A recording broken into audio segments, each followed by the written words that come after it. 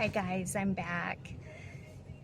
Today is March 5th, and last time I got on, well, I got on when I was babysitting my little grandson, but it's like kind of blurring out my mouth here. But the time before that, I was struggling with some depression and whatnot, and I went in to see a psych nurse practitioner today, and he just seems to think that this is normal grieving, and which I'm pretty sure it is. I wish I could, I don't know, I just feel like the second month, going into this second month, is harder than it was the first month. And I think one of the things that's kind of making it hard is people that I'm running into in my everyday life, like my coworkers and, you know, just some of my friends in general. They're moving on, which they should. And, you know, I feel like I'm missing the train. Like, I feel like now it's getting harder. I miss Tyler. Like, I was looking at my phone today thinking, I want to call him, you know, and I'm just thinking, I'm just more sad lately, and everybody else is moved on. And, you know, I know when I'm with somebody, or, you know, when I know people who have lost a loved one, I move on. And, you know, it's like, you know, you ask them how they're doing, and then when they tell you they're not doing well, you're kind of like, what? Why? You know, I don't know. I don't think I was ever that insensitive, but it just kind of feels that way sometimes. Like when the pain, like people go away after like the first month and a half, and then you're really stuck with your grieving. And so that's just kind of what I feel is happening. And I feel like the only one in this world that truly knows my feelings is Mike, which he should, because he's the father and he's going through it too. And he had his meltdown this morning, and it's just like, man, it's just really hitting us hard. I was struggling with some tremors. I have tremors in the morning, and it's making it difficult for me to draw blood at work. And so I went into this nurse practitioner to see that, to check, you know, have that checked on and see what's going on there. And he seems to think that it's related to just my body's way of expelling emotion or stress. I have these myoclonic jerks that the past 2 nights have actually woke me up at 4:30 in the morning, where my body just is seizure-like. I just start jerking, and but I'm with it, like I'm mentally with it. He just seems to think it's just my body's way of grieving, and so I'll go back in 3 weeks, and if he put me on some different medications, kind of altering, you know, different doses, and, you know, kind of changing up the medications a little bit.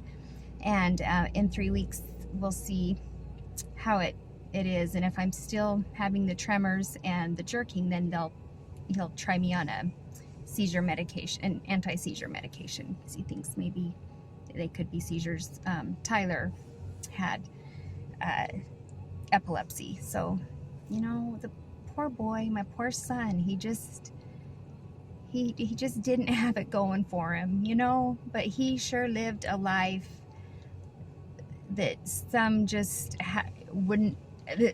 I don't know, like he was a hero. He was a firefighter, and he worked hard for what he gained, you know. He was well respected, and, you know, the department took a great loss when they lost him, because of how he was. You know, he was strong, he was fearless, he was courageous, despite all of the struggles that he had, you know. And so proud of that boy. I'm so proud of him.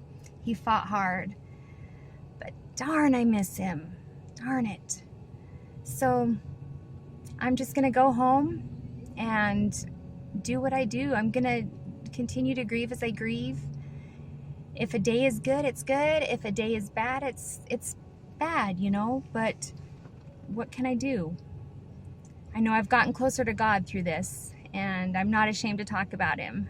And I'm praying more for friends that I've met online, you know, more than I ever have. I'm getting a lot of messages from other friends who are in similar situations or who are hurting, and it's like making me more of a prayer warrior. So if anything, this death took Tyler out of his misery, took me somewhat out of my misery, because now I'm not worried about him.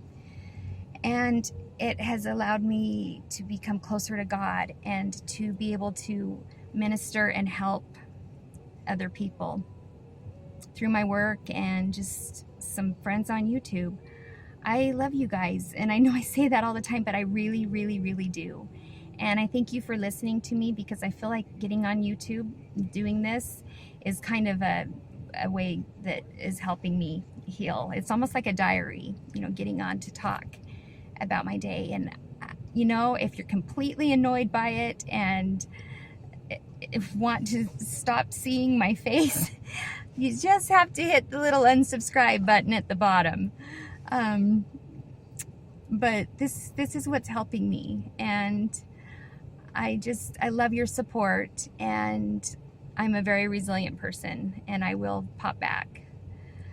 I already feel a little bit better now than I did this morning, but I think I'm just like I feel like it's like this, like I'm going to be on this roller coaster for a while. So I'm kind of heading down, or maybe I am down and I'm going to start shooting up, you know, so I don't know, but I'm going to keep you guys posted. The wig I'm wearing is a Gardot wig. Love them. I love these wigs. It's human hair. Look at that beautiful part line, monotop, whatever. I like the color too, but I don't know. Thanks for letting me just vent and talk and be a listening ear, because truly this is helping. I'm doing this and I'm journaling. I'm writing letters to Tyler in my journal. I'm drawing Tyler. I'd like to draw portraits, and so I'm drawing him as well. And then I isolate. Not so good, but I find isolation through drives. Like I go drive, isolate and drive, or I go to my bedroom and isolate. I know that's not always healthy, but it helps me, and I do feel better after I do that. So I can't say that isolation is a bad thing. Sometimes some people need it, so it works for me. And of course, when I'm alone isolating, I'm with God and He's with me. So He's the one that's going to get me through this. I love you guys, and I'm already up to 8 minutes. I hope you're having a good day and I didn't take up too much of your time. I love you guys, and I will talk to you later.